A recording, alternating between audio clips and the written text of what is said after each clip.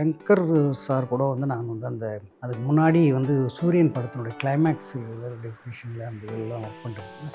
அவர் என்னை வந்து ஒரு ஃப்ரெண்டு மாதிரி தான் ட்ரீட் பண்ணுறாரு.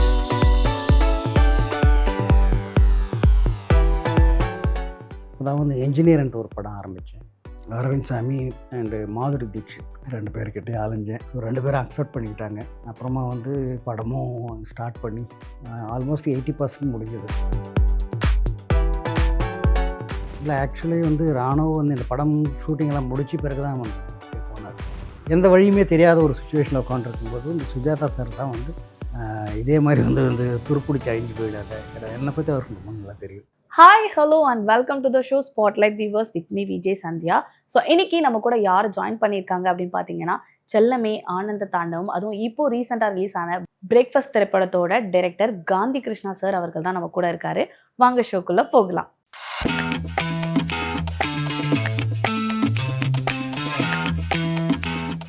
ஹாய் சார், வணக்கம். வணக்கம். அண்ட் எப்படி இருக்கீங்க சார்? ரொம்ப நல்லா. Okay, and first of all வந்து பிரேக்ஃபாஸ்ட் படத்துக்காக வாழ்த்துக்கள் சார். அண்ட் சக்ஸஸ்ஃபுல்லாக போயிட்டுருக்கு, எப்படி ஃபீல் பண்ணுறீங்க? ரொம்ப நல்லா இருக்கு.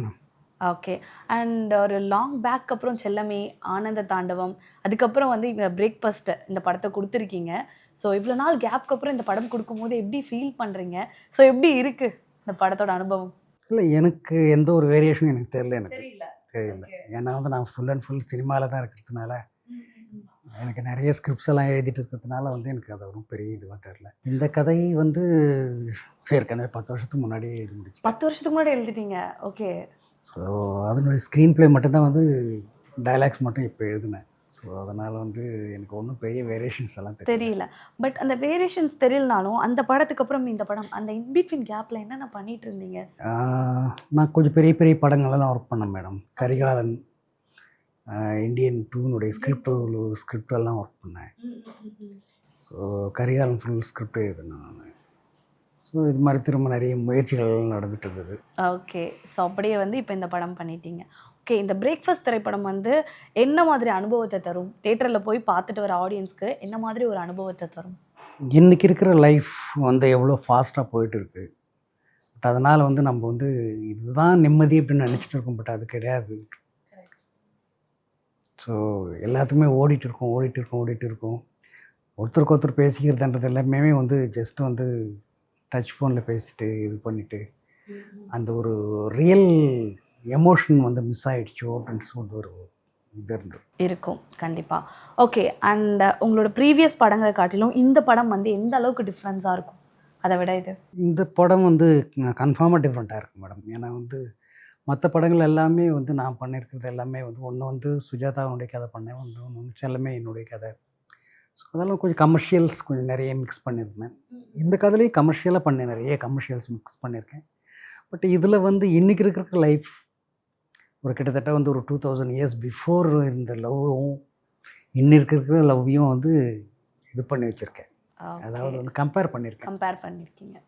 ஓகே, அண்ட் பிரேக்ஃபாஸ்ட் எனக்கு வந்து இந்த டைட்டிலே வந்து ஒரு டிஃப்ரெண்ட்டாக இருக்குது. எதனால் பிரேக்ஃபாஸ்ட்? பிரேக்கப்னுடைய வேறு ஒரு வருஷம் தான் பிரேக்ஃபாஸ்ட். ஓகே, பிரேக்ஃபாஸ்ட் அப்படின்னு சொல்ல வரீங்களா? ரைட், ஏதோ கெஸ் பண்ணியிருக்கேன். ஓகே, அண்ட் இந்த படத்தில் வந்து பிக் பாஸ் 9ல் வந்த ராணவ் அவங்க நடிச்சிருக்காங்க. ஸோ அதை பற்றி சொல்லுங்கள். இந்த படத்துக்கு வந்து கேஸ்டிங் வந்து எப்படி ப்ராசஸ் பண்ணீங்க? இல்லை ஆக்சுவலி வந்து ராணவ் வந்து இந்த படம் ஷூட்டிங்கெல்லாம் முடிச்சு பிறகு தான் வந்து இதுக்கு போனார். நான் எப்பவுமே வந்து ஃபுல் ஸ்கிரிப்ட் எழுதி முடிச்சுட்டு தான் நான் வந்து இந்த ஷூட்டிங் ஸ்கிரிப்டெல்லாம் எழுதி முடிச்சுட்டு தான் வந்து அந்த இதுக்கே போவேன். ஸோ அப்படி எழுதி முடிச்சிட்ட பிறகு வந்து ப்ரொடக்ஷன் சைடில் எல்லாமே ஸ்கிரிப்ட் எல்லாமே சொல்லி எல்லாமே ஓகே ஆகிட்டு மற்ற விஷயங்கள் எல்லாமே ரெடி பண்ணிட்ட பிறகு அதுக்கப்புறம் தான் வந்து ஆர்டிஸ்ட் செலெக்ஷனுக்காக போனேன். கொஞ்சம் நோன் ஃபேஸை விட வந்து நியூ ஃபேஸை போகிறது தான் கொஞ்சம் பெட்டராக தோணுச்சு எனக்கு. ஸோ அது அப்போ வந்து தேடிட்டு இருக்கும்போது தான் வந்து ராணவனுடைய இது வந்து என்னோடய மேனேஜர் வந்து கூப்பிட்டு வந்து விட்டார். Okay, is ready to do அப்படின்ற லெவலுக்கு அவனை வந்து கொஞ்சம் இது பண்ணி கொண்டு வந்த பிறகு அப்புறமா வந்து ஃபிக்ஸ்டு. ஓகே, அப்படியே ஃபிக்ஸ்ட் ஆயிடுச்சு. ஓகே, அண்ட் வந்து ஒரு இயக்குனராக வந்து கண்டிப்பாக எந்த படம் எடுத்தாலும் அதில் ஏதாவது ஒரு சவால் இருக்கும் இல்லையா? நீங்கள் இந்த படத்துக்கு ஃபேஸ் பண்ண சேலஞ்சஸ்லாம் என்னென்ன? சேலஞ்சஸ்ன்ட்டு ஒன்றுமே இல்லை மேடம். ஏன்னா ரீசன் என்ன வந்து இதில் வந்து ஹீரோயின் வந்து தான் ரொம்ப சேலஞ்சிங்கான கேரக்டர். ரோஸ்மின் அப்படின்னு சொல்லிட்டு ஒரு மலையாள பொண்ணு. பட் அது ஜஸ்ட் லைக் தட் ஏதோ ஒரு இதில் வந்து ஒரு மேகசினில் எங்கேயோ பார்த்தேன், இந்த பொண்ணு இங்கே இருந்தாலும் கொஞ்சம் வர சொல்லுங்க அப்படின்னு சொன்னால், அது கோழிக்கோடு அப்படின்னு சொன்னாங்க. சரி வர சொல்லுங்க அப்படின்னு சொல்லிட்டு வர சொல்லிட்டு மறுநாள் பார்த்த உடனே எனக்கு பிடிச்சி போச்சு. நல்லா இருந்தது. இப்போ ஒன்று நல்லா ஹைட்டும் இருக்குது. 2 பேருக்கும் நிற்க வச்சு பார்த்தா வந்து ஹைட்டு இது எல்லாமே வந்து ஒரே மாதிரி கரெக்டாக மேட்சிங்காக இருந்தது. கிருத்திக் மோகன் அப்படின்ற ஒரு பையன், அதுக்கப்புறம் வந்து அமிதா, இவங்க எல்லாருமே வந்து ஆர்டிஸ்ட் எல்லாம் செலக்ட் பண்ணிட்டு இதில் பார்த்தா எல்லாமே வந்து டேலண்டட் ஆர்டிஸ்ட். ஓகே. இன்னொன்று வந்து எனக்கு வந்து நான் ஸ்கிரிப்ட் ஃபுல்லாக முதல்லவே கொடுத்துருவேன். ஸ்பாட்டில் வந்து எல்லாம் நான் வந்து டயலாக் சொல்லி கொடுக்குறதோ இல்லை வந்து இது பண்ணுறதோ அந்த இதெல்லாம் இது பண்ணுறமே பண்ண மாட்டேன். எல்லாமே வந்து முன்னாடி நாளே வந்து நைட்டுக்குள்ளேயே வந்து எல்லாமே ப்ரிப்பேர் ஆகிடும். மறுநாள் என்ன சீன் எடுக்க போகிறோமோ அந்த சீன் ஃபுல்லாக வந்து ப்ரிப்பேர் ஆகிடுவாங்க. ஓகே. அண்ட் வந்து இப்போது நீங்கள் கொஞ்ச நாளுக்கு முன்னாடி எடுத்த படங்களுக்கும் இப்போ எடுக்கிற படம் போது இப்போ நம்ம சினிமா நிறைய அப்டேட் ஆகிடுச்சு இல்லையா? ஸோ இப்போ அதுக்காக நம்ம வந்து ஒரு ஸ்கிரிப்ட் எழுதிட்டாலோ இல்லை அந்த கதைக்களம் ரெடி ஆகிட்டாலோ ஒரு சில சேஞ்சஸ் நம்ம பண்ணுவோம். ஓகே, இந்த காலகட்டத்துக்கு இது சரியாக இருக்கும் அப்படின்ற மாதிரி ஏதாவது சேஞ்சஸ் எதாவது பண்ணீங்களா கதையிலையோ இல்லை படத்துலையோ? இந்த கதையில் ஆக்சுவலி வந்து இது வந்து நான் பண்ணதே வந்து 10 வருஷத்துக்கு முன்னாடியே சொன்னால் கூட வந்து அப்போவே வந்து ஐஃபோன் வந்துடுச்சு இல்லையா? ஆமாம்.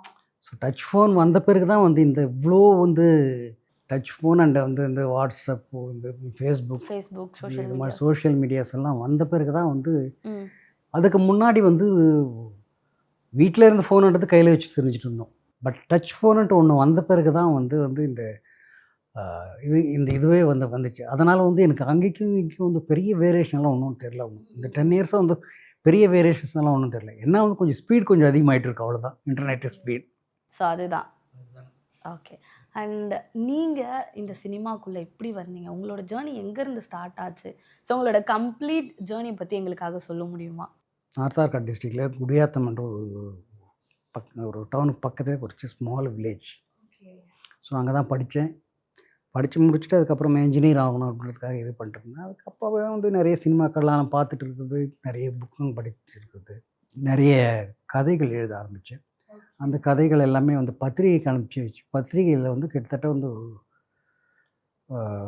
நான் சொல்கிறது வந்து 90ல் ஒரு 48 சிறுகதைகள் வந்து பப்ளிஷ் ஆச்சு. 2 தொடர்கதைகள். அப்புறம் அதுக்கப்புறம் மெட்ராஸ் வந்துட்டேன். ஸோ இதுலவே ஒரு கான்ஃபிடென்ட் வந்துடுச்சு. மெட்ராஸ் வந்தேன். டிவி சீரியல் அப்போல்லாம் வந்து 13 எபிசோட்.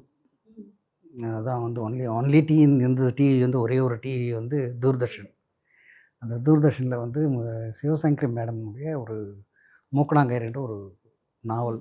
அதுக்கு வந்து ஒரு மலையாள டைரக்டர், ஒரு கொஞ்சம் பெரிய டைரக்டர், PN மேனன் அப்படின்னு சொல்லிட்டு, அவருடைய டைரக்ஷனில் வந்து டயலாக் எழுதினேன்.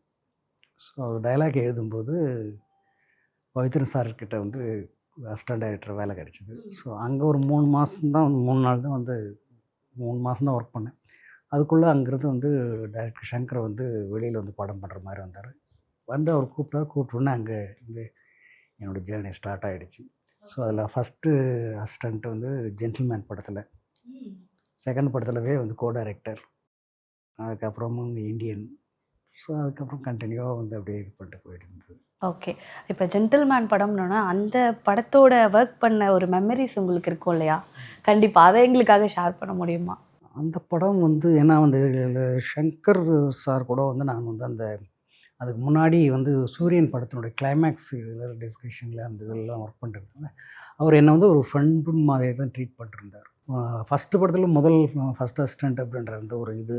ஆமாம். அது இன்னொன்று வந்து அதுக்கு கொடுத்ததுக்கு ரீசனும் வந்து நான் வந்து ஆல்ரெடி ரைட்டராக ப்ரொடியூஸ் இது வந்து ப்ரூவ் பண்ணது எல்லாமே எப்போவாலும் கூட அவரே தான் இருப்பேன் நான். அதாவது வந்து வருஷத்தில் வந்து அந்த பொங்கல் அன்னைக்கு கூட வந்து ஒரு கார் ஒன்று கொடுத்து அனுப்பிச்சி விடுறாரு ஊருக்கு. வந்து ஒரு அவங்க அம்மாவுக்கு புடவை எடுக்கும்போது எங்கள் அம்மாவுக்கு ஒரு புடவை ஒன்று எடுத்து கொடுத்து ஊருக்கு போயிட்டோம் அப்படின்னு சொல்லிட்டு, அது வந்து காலங்காத்தால் போயிட்டு பொங்கலை வந்து முடித்த உடனே திரும்ப சாயந்தரம் நைட்டு வந்துடுவேன் நான். ஓகே. ஸோ அவரோட தான் வந்து நான் வந்து என்னுடைய ஃபுல் வாழ்க்கையே வந்து போயிட்டு இருந்தது up to Indian.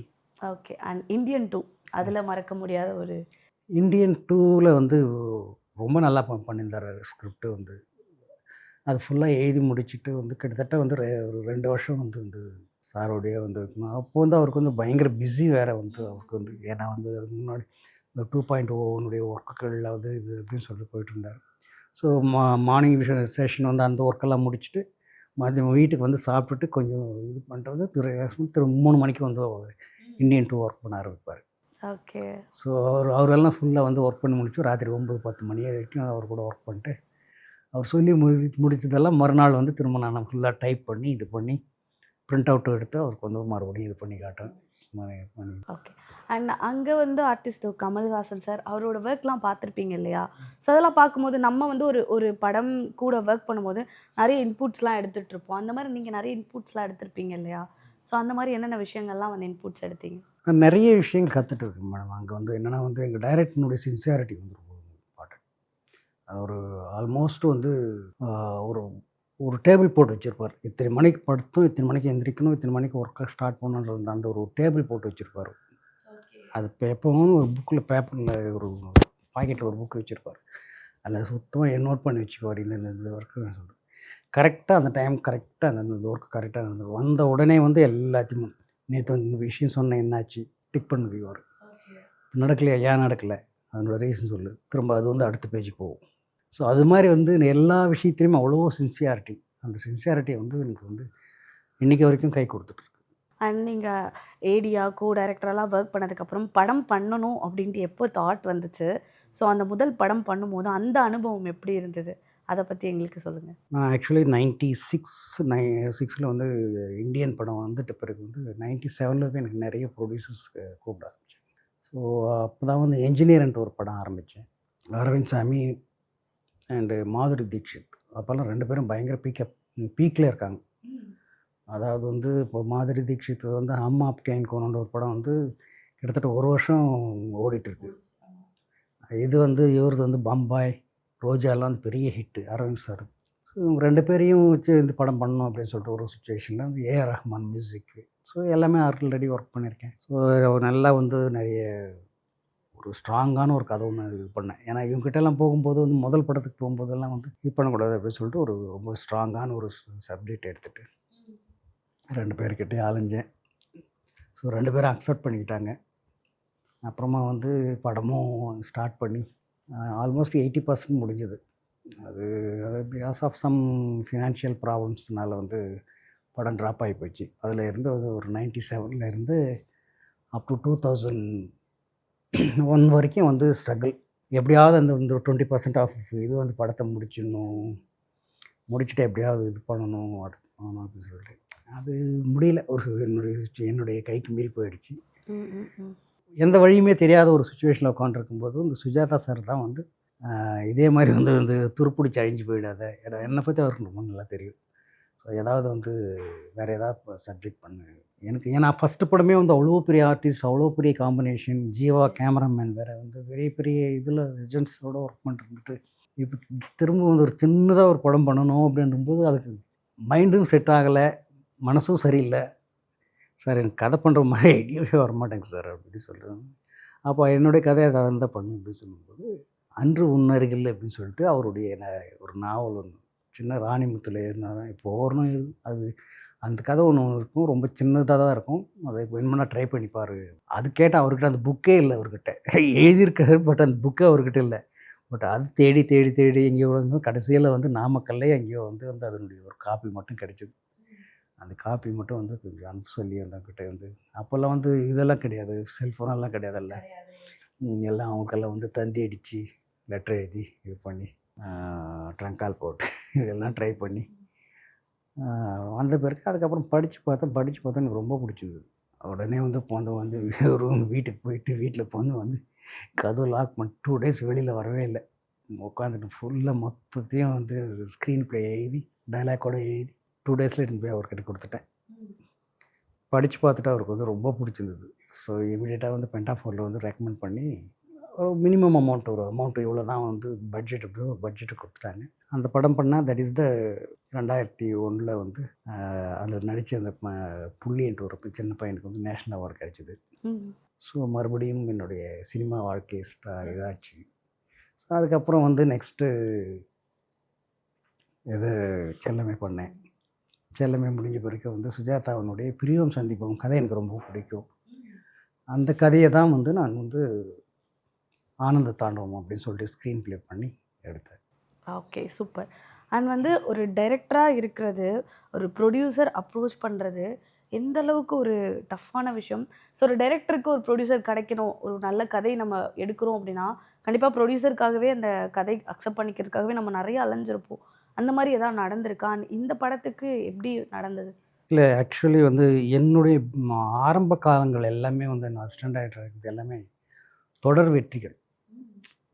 So gentleman, காதலன், இந்தியன். ஸோ இதிலெல்லாம் வந்து நான் அந்த வெற்றியில என்னுடைய பங்கும் இருக்குது அப்படின்றதுனால வந்து எனக்கு வந்து ப்ரொடியூசரை வந்து நான் தேடி போக வேண்டிய அவசியம் இல்லாம இருந்தது. அதுக்கப்புறம் வந்து வந்து இந்த கேப் விழுந்த பிறகு வந்து எனக்கு என்னால் வந்து தேடவும் முடியல. தே தேடுறதுக்கும் தேடினாலும் நிறைய பிரச்சனைகள் இருக்குது அதில வந்து. அப்போ தான் வந்து இந்த படத்தினுடைய இந்த பிரேக்ஃபாஸ்ட் படத்தினுடைய ப்ரொடியூசரை வந்து ஒரு கல்யாணத்தில் மீட் பண்ணேன். அவர்கிட்ட வந்து ஒரு ஜென்ரலாக ஒரு இந்த லைன் சொன்னா அவருக்கு வந்து ரொம்ப பிடிச்சிருந்தது. சரி வாங்க அப்படின்னு சொல்லிட்டு வந்து பெங்களூர் வர சொல்லிட்டு பேசிட்டு கதையை சொல்லி நான் ஃபுல்லாக கதை சொன்னேன். சொன்னோன்னா அவருக்கு ரொம்ப பிடிச்சி போச்சு. சரி இம்மீடியட்டாக வந்து பண்ண ஆரம்பிக்கலாம்